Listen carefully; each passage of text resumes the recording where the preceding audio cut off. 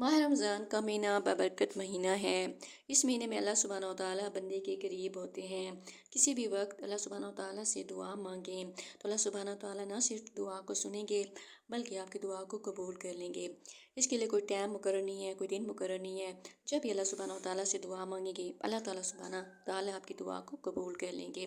آپ کی جو بھی پریشانی ہوگی، جو بھی آپ کا مسئلہ ہوگا، اللہ سبحانہ و تعالیٰ اس کو حل کر لیں گے انشاءاللہ تعالیٰ۔ ماہ رمضان میں اپنے لیے دعائیں مانگنا مت بھولیے، دوسروں کے لیے بھی دعائیں مانگیں اور دعاؤں کو مانگتے رہیں۔ انشاءاللہ تعالیٰ اس کے بہت ہی اچھے نتائج پائیں گے۔